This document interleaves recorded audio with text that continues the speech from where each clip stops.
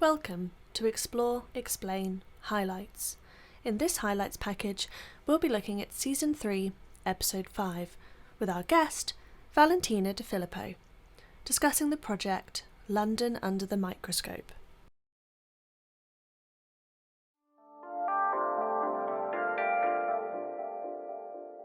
This was a commission by the Museum of London, who was seeking to basically collect different type of artifacts from the mundane masks that we were using, or that we are still using actually, during the pandemic, to the social distancing signs around London, to testimonies and letters and artworks that people were starting to generate around the pandemic, as well as digital pieces that they commission artists to do. And so this piece actually falls into this broader collection called Collecting COVID, organized by the Museum of London, aimed really for posterity. So imagine like in 10, 20 years, what would the audience of the museum want to know about the pandemic? How can we narrate this really crazy time to the next generation that didn't really experience what we did?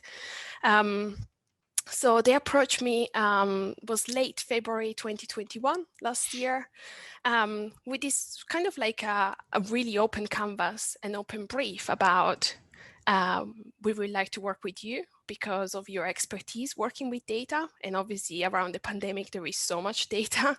How can we create something that is specific around London and how the pandemic has transformed London and affected Londoners?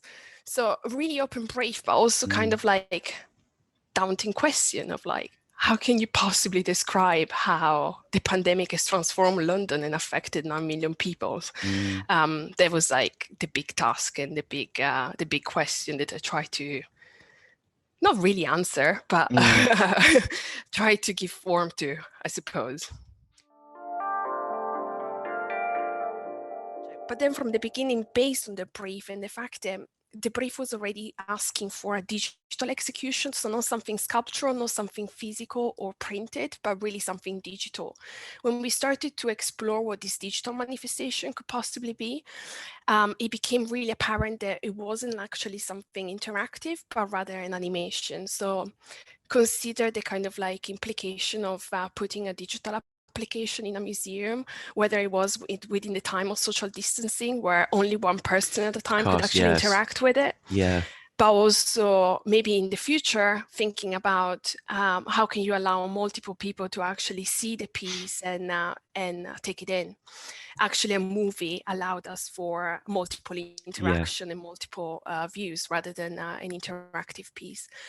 Also, a point that was raised right at the beginning by Fotini was that a lot of like the digital archival that they have somehow becomes really hard to manage because of the future proof of the code. So even just the pieces they acquired maybe 10 years ago, right now they're not that easy to be exhibited or to be lended to other museums because of the type of technology or code that they were built on. So thinking about in 10 years time, a video, a .mov in terms of format is probably more future-proof than, an application, even 20, 30 years. Of course, so yeah. So we thought about that as well. That's a really interesting point. I mean, you can imagine looking back at 10 years ago, 15 years ago, Flash developments that would be, expired or obsolete now. Yeah. No, I do like to know, of course, like who the work is going to reach, because I do believe that whenever we're visualizing data, we're trying to create a bridge of communication, right? Yeah. It's not just about a render, it's really about an act of communication. If you don't know where you're communicating to, it's hard to use the right tone of voice or to build the right bridge, right? To create a connection. So I do like to think about who is going to be in front of this piece, and I think there was enough there to kind of like describe this general person that in the future will come across this piece, but also even now, whether it was a Londoner or somebody actually coming from outside the city to visit London and the London Museum, I thought about the universality of the story. So despite the fact that we were looking at a very specific case study, so London, there is so much universality in this data set, in the data that I was visualizing, that can be abstracted and be interpreted based on our unique story, what was happening in our own country, in our own city, in our own life. Because even within London, everybody had a very unique story, right? Of course. What was the pandemic, what happened in this first year, the hardship that we had to deal with. So for me, was the very kind of was the very kind of like idea of like this unique interpretation that had to be almost like formulated in front of the data. So rather than creating answer with a piece, I wanted to create a space where you could find your own story, possibly also be reminded that there were many other stories. So in a way, it was a way to journaling what was going on and to create a time capsule that will allow you to find your story, but also to think broader than that and to be reminded, you know, there were people maybe less lucky than you or more lucky than you, depending on your own idea or story. And again, I love that idea that it's to stimulate almost one's own interpretation, not to force an interpretation on people, because, as you said, we've all experienced different aspects of this pandemic. We've talked about this open brief that you received, and therefore endless possibilities of how you could tackle this. What were the original ideas? What came to mind when you first thought about this prospect and this project? Yeah, so really thinking about these three layers of the virus, London, and people, I thought, what if I could actually take the city of London and revisit it, reinvent it through the morphology of the virus? So pretty much from the beginning, my mood boards were based on these two ecosystems, the virus itself, which I believe is an incredible emblematic image, right? I think like since we saw the first render, maybe back at the beginning of 2020, where there were these like really shiny, really like perfectly looking. It's a beautiful object, really. Yeah, exactly. It became like a brand, no, to Yeah. the pandemic.